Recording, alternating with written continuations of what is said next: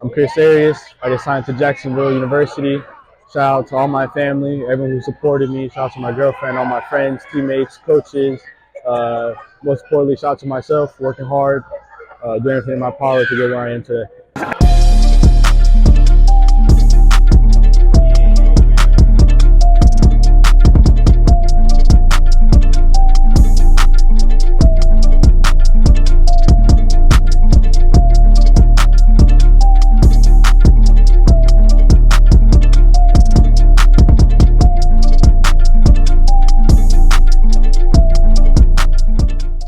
All right, what's good, everybody? Welcome to another episode of Below the Rim Podcast, brought to you by Reps on Reps Hoops. With us today, we got Providence standout and now officially a Dolphin, Chris Arias. How you doing, buddy? I'm good. What's going on, man? How you feeling? How you I'm doing, excited. man? Yeah, a lot of emotions that went on today. Talk about what just happened. Tell the people. I'm excited. I just signed. It's a blessing, honestly. Thank you, God, for everything you do for me. It's amazing to sign a JU program. Program's amazing for me, and I just feel like it's the right home for me. So, talking about JU, you just signed to officially play for JU. Why JU? And before that, talk about the offers that you had before you even, officially picked JU. So the offers, I started getting my first offers in 10th grade. I had first UNF, JU, Kennesaw. Right. I had USF and FAU, and then I had interest from like LSU, Virginia, Okay. all those big time schools. But when I went to my visit for JU, honestly, like I don't know what clicked in me, but like a little bit me being there, it was like an instant click. Like, yeah, this is definitely my home. Like I'm more of like a homebody. Like I get homesick a lot. Yeah. So being JU was really meant for me. Like program is amazing. Coach Mincy coming from Florida and all that experience, and him becoming the head coach at JU, it's honestly it's the best for me. I remember in our visit we were talking. He's like, "We got big things for you. You could be an amazing player for us. Nice. Like you have a really big chance of making it to the league." And all the players there, all the new players, talk to them, good people. Nice. The whole staff is honestly just really good for me. That's good to hear. So let's go back to the offers that you had. Do you feel like most of those came during high school season, AAU, or the kind of the camps that you kind of went out to? Yeah, so they came mostly from Coach Martin and playing in these summer tournaments in June. Nice. I think I got like 2 or 3 when we were in Lake Point. I think it was FAU and Kennesaw. I got an offer from Kennesaw on the spot. Okay. So I went on a visit, like it took me on a visit, and I got an offer right there. FAU called me a little bit after coming from that visit. So yeah, it came mostly from school ball, and none of them were AAU because 11th grade didn't play AAU. Just yeah, for sure. So you talked about head coach Jordan Mincy. How's their relationship like now? We still talk. It's good. I saw, what was it, 2 days ago? 2 days ago, I think. He played at school. And I think they did pretty good. And then they got Xavier, but yeah, they Coach Mincy, he's a really good coach, and I think he can do really good things from like his mentoring, everything. He's super smart, so I think he can really help me out. Nice. So recently they just had a game. They played Johnson University, and you were there. Talk about the atmosphere, the way the crowd is, all of the game flow and everything. Talk about how excited you were to be there in attendance. Honestly, didn't even think there were gonna be that many people there. Yeah. But it surprised me. The crowd was energetic. I felt like I was playing. Like I was the first time I was nervous, like I was on the court. Yeah. But I saw all the coaches there like having fun on the bench, laughing.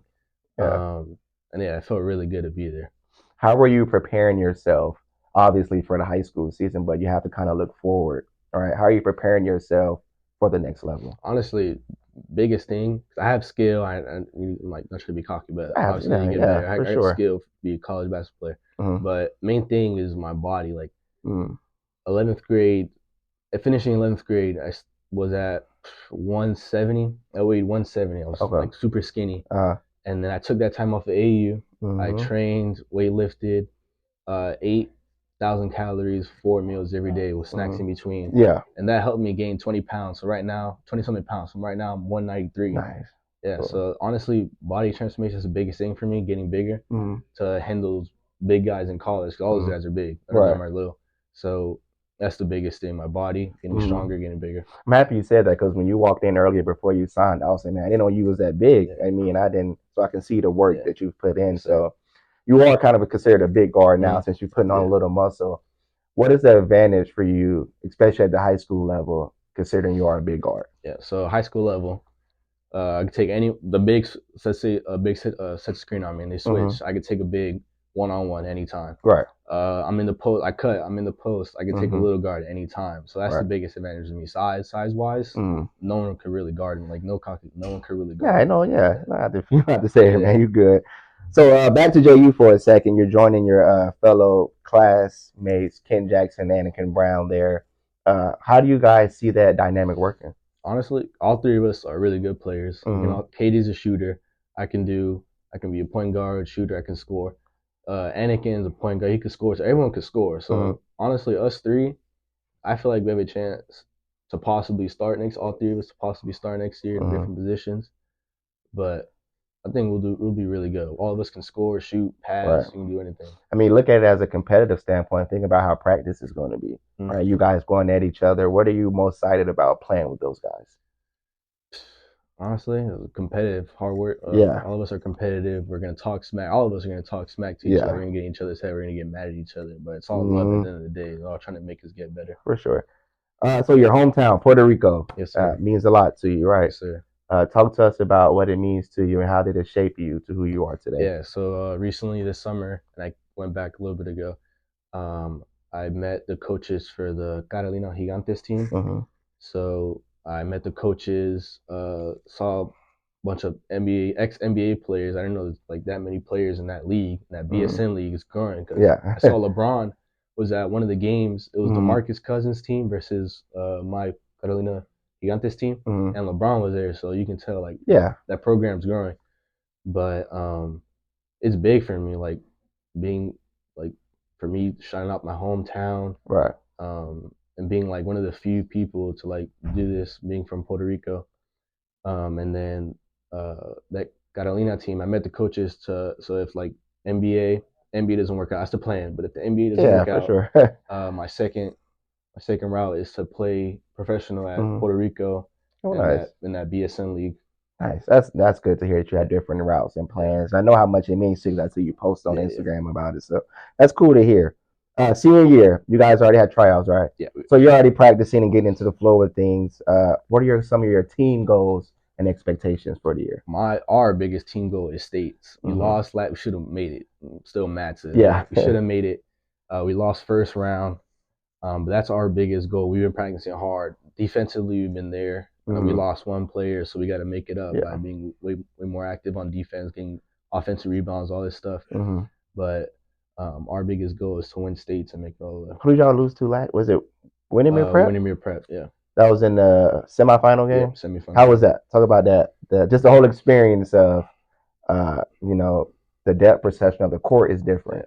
The 3-point line is NBA, so you chucked out some NBA threes. Yeah. So talk about that experience. Honestly, I think we took them for granted a little bit. Okay. We're in there like hyped up. We came out. We were like laughing at them, like underestimating them. And then we came out. We were hanging in there, but then we started slowing down. Started having bad attitudes. Because it started catching a lead, and I feel like the vibe was off because the whole school was there. Like they took school canceled for them all to come to the game. Yeah. So they had a full section, and we had like barely any people. So I feel like the vibe, they were more hyped up than the crowd. Yeah. So what are you going to learn from it personally for the experience you just went through for this year? We got to stay composed. Stay composed. I like that. We got to talk every single time. Yeah, I think that's the biggest thing. Got to talk, stay composed, have good attitudes. Huddle. I think we got to start huddling up and start talking to keep everyone's energy up. That's what's up. So now for you, what are your individual goals? Obviously, you already signed to play college ball, so I mean that's a big goal as well. But what are some individual goals you have? For me, biggest one, 1,000 points. I'm pretty close to getting there. So being up there with Grayson Allen, all those guys, it's a big thing. Honestly, getting ready for the next level. Scoring on all 3 levels, shooting, all of that. So getting my IQ up, defensively getting more active, Yeah, that's what's up, man. And I think you up there with one of the best in the city because you do more than scoring. You facilitate, you defend, you're a leader as well. So when we come out to these games, it may be, Chris in the stat book may have 9 points. But if you wasn't there, you didn't see what everything that he did, pushing the pace, defending the other team's best players. So I kind of love that mindset of you doing everything for your team to win. Team wise, when you look at it, everybody, I wouldn't say some of the best teams in the city, right? You got yourself, Jackson, am I missing anybody? Episcopal, NFEI. If I leave you out, don't get upset. But how do you see your team ranking up with some of those top tier level teams? I still think we're the best team in Jacksonville. We can still compete. Everyone's a good player. We have no bad players. Right. Everyone, you can't score, they can play defense. They can whatever. They can rebound. They can do it. Anyone can do anything. Right. Our team, we're super confident that we're the best team in Jacksonville. Right. And I mean, you have one of the best coaches in the city with Jim Martin. How do you feel like you and his relationship is at right now? So it keeps growing every single day. Nice. He's a great coach. I love him. He's done a lot of great things for me. He screams at me every single day for any little thing I do. But I honestly think it's for the better. Absolutely. And it's getting me prepared for the college level for sure. Nice. So I'm going to ask you the same question, but I want to put yourself in that position individually. A lot of elite players in the city, Caleb Williams, Ron, Kent, Anakin. Not trying to tell you like to rank yourself, but where do you see how you stack up against other elite players in the city? So my pride is way too big to say I'm not better than anyone. So I think I'm the best. They're all great players. They all can do something very good. But I think I'm the best. I can do everything on the court. Anything you ask, I can do. I'm a lead. I can speak. I can do anything. Nice. That's. I mean, I'm excited for the year. I'm excited to see everybody kind of go against each other, but at the same time, compete. Compete. For sure. Lay it all out there. So before we head out, what is some advice that you like to give younger athletes that look up to you or hope to be in your position one day, sign into a Division I school, working hard and getting close to that 1,000-point mark? Honestly, it's just play confident. You got to seize your opportunity. You never know when a college coach is there. You never know when somebody could be there. A prep school, anything.